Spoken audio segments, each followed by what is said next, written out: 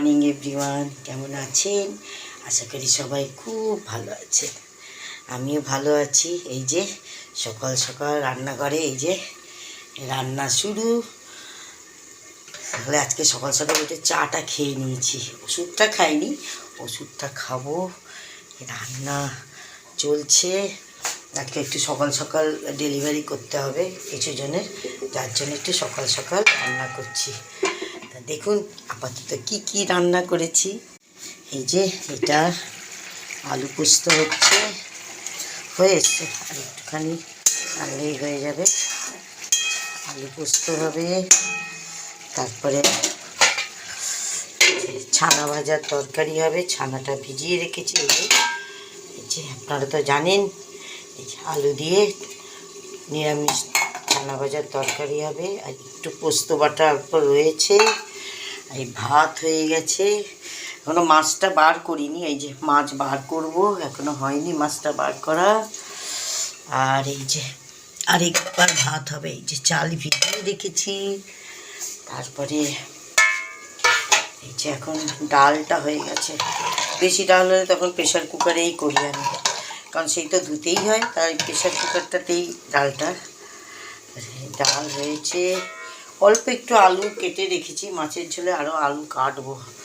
আজকে একটু মসুর ডাল হবে পরে।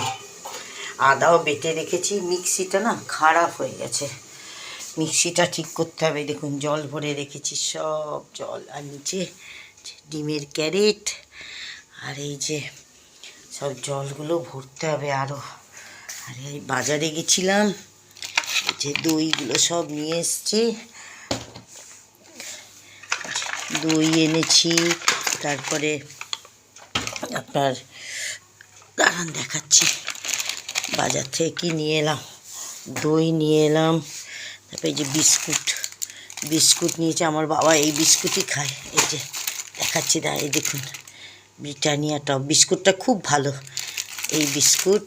আর এটা আমার বাবা খায়, নোনতা সল্টি বিস্কুট। আর এটা হচ্ছে আমার বিস্কুট। দাঁড়ান না ছিঁড়লে, দাঁড়ান এক সেকেন্ড, কাছিটা দিয়ে ছিঁড়ি। ওটা না ছিঁড়লে বোঝা যাবে না যে এটা কী বিস্কুট।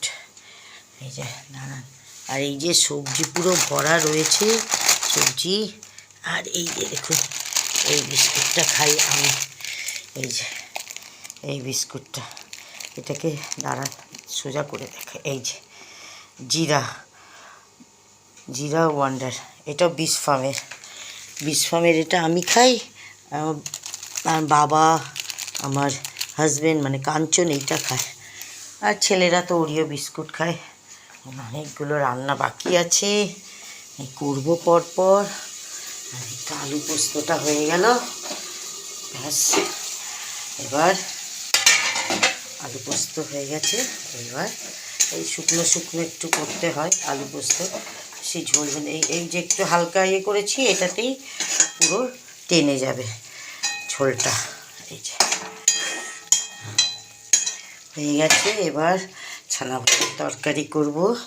আর আজকে একটু ঠান্ডা পড়েছে, তাই অবশ্যই রান্নাঘরে থাকলে ঠান্ডা লাগে না, তাই ঠান্ডা পড়েছে। আপনারা সবাই সুস্থ থাকুন, ভালো থাকুন, খুব ভালোভাবে পরিবারের সাথে সময় কাটান। আমি এবার বাকি রান্নাতে বসে পড়ি। আমি তো একটু করে বসি, আবার একটু করে রান্নাতে যাই। আপনারা সবাই খুব ভালো থাকুন, সুস্থ থাকুন, পরিবারের সাথে আনন্দে সময় কাটান। আর এইটাই, এবার বসে পড়ুন যে যার কাজে। আর আমার এই ভিডিওটা ভালো লাগলে অবশ্যই একটা লাইক করে কমেন্টস করে দেবেন। আর আপনাদের ঘরে কার কী রান্না হচ্ছে সেটাও জানাবেন অবশ্যই। আমার ভালো লাগে, কার ঘরে জানতে ইচ্ছে করে। যদি মনে করেন তো অবশ্যই কমেন্টস করে জানাবেন। আর খুব ভালো থাকুন।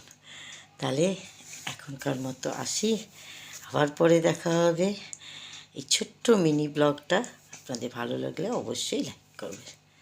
বাই।